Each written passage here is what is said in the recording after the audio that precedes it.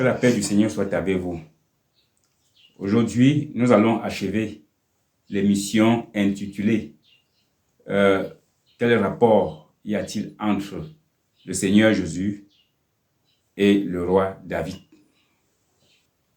Nous parlerons aujourd'hui de l'apôtre Paul qui avait accompli la prophétie concernant deux grands personnages bibliques tels que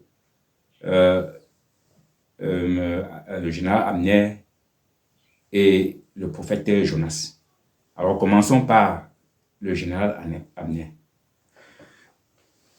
Après que David soit devenu roi en Juda, la guerre existant entre ses partisans et les partisans du feu roi Saül dura longtemps.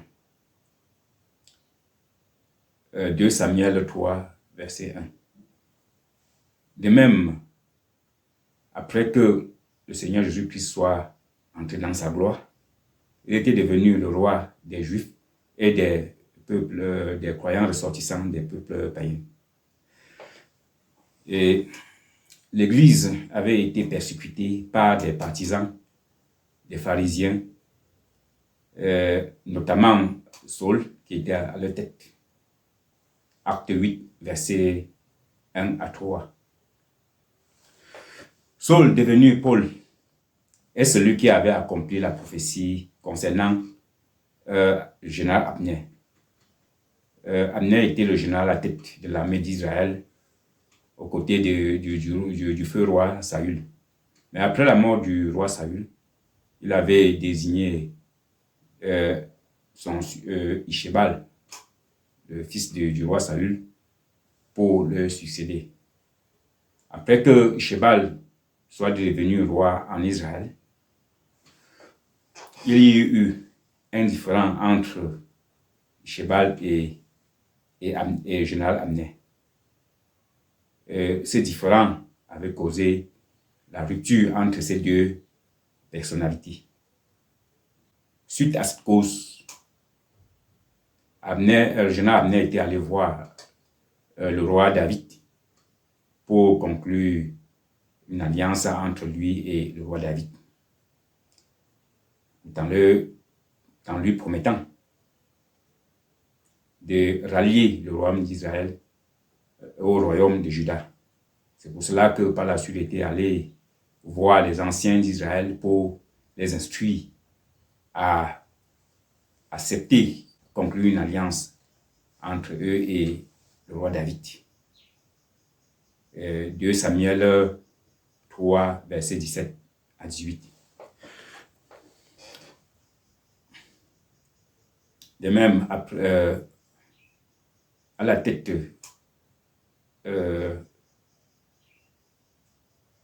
des partisans, des pharisiens, Saul était l'un de ses partisans, des partisans les plus zélés lors de la persécution de l'Église, car c'est lui et ses compagnons qui torturaient les disciples du Seigneur Jésus-Christ en les arrêtant pour les emprisonner.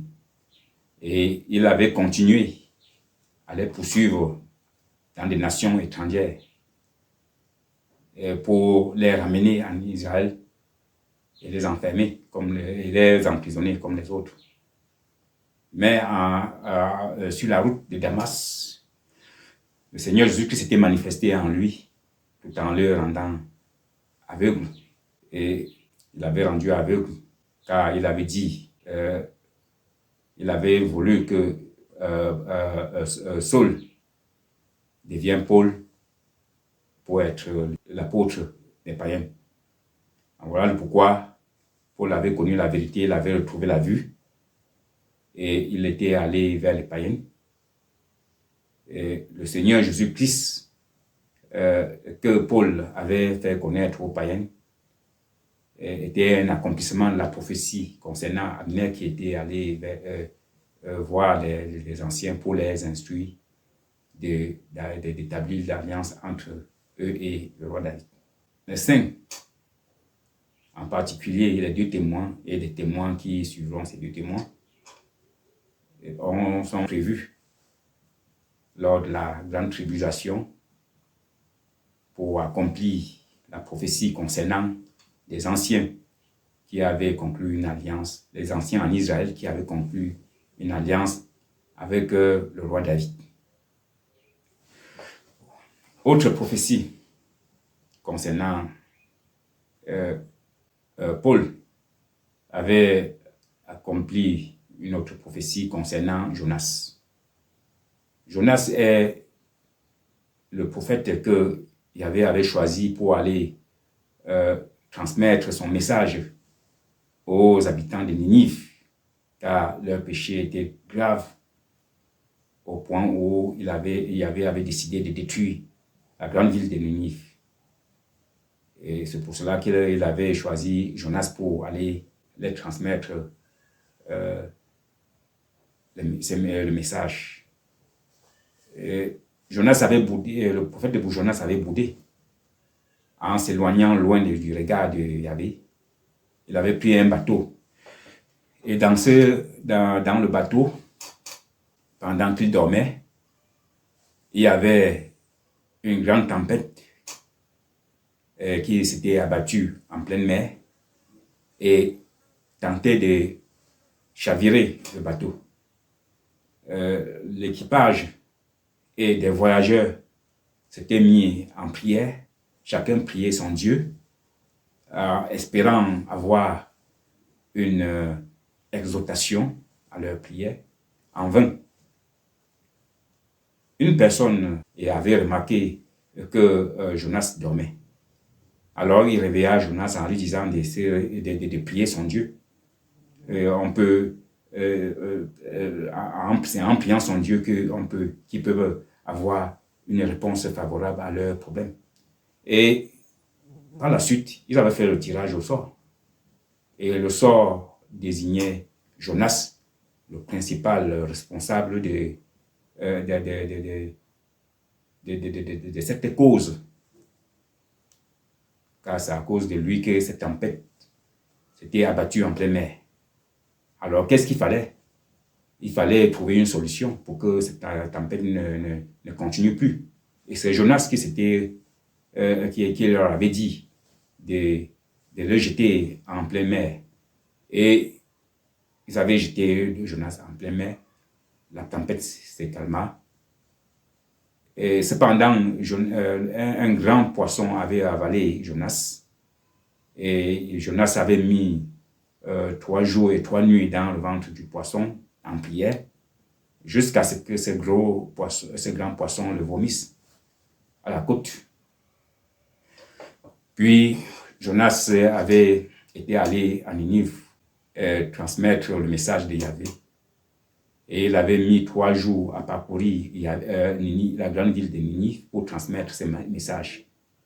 Et les habitants de Ninive s'étaient repentis, car ils avaient pris au sérieux le message de Yahvé, reconnaissant sa puissance, alors ils s'étaient repentis. De même, l'apôtre Saul s'était trompé de parti, car des actions étant dans le parti des pharisiens, des actions qu'il menait ne convenaient pas à son destin. En voilà le pourquoi, sur la route de Damas, le Seigneur Jésus-Christ s'était manifesté à lui en le rendant aveugle durant 3 jours, 3 nuits.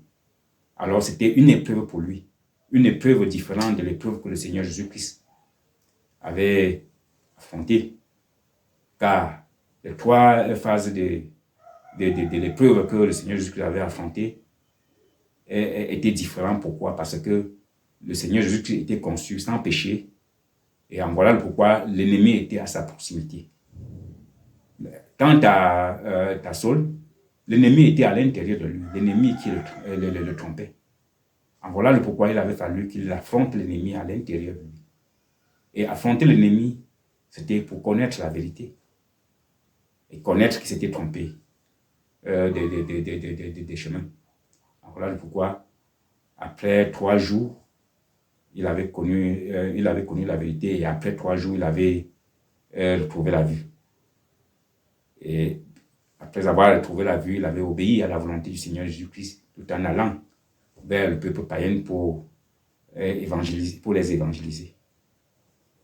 Alors pourquoi est-ce que le Seigneur Jésus-Christ avait voulu qu'il devienne l'apôtre des païens? Parce qu'il a fallu que les païens soient évangélisés pour qu'à la fin du monde, qu'ils ne disent pas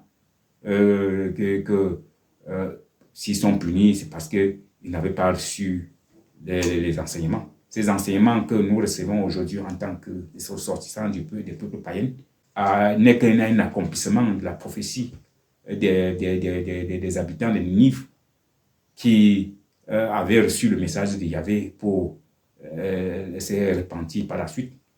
Alors de même, quand nous avons reçu l'évangile, c'est pour nous convertir. Alors il s'agit maintenant de notre conversion.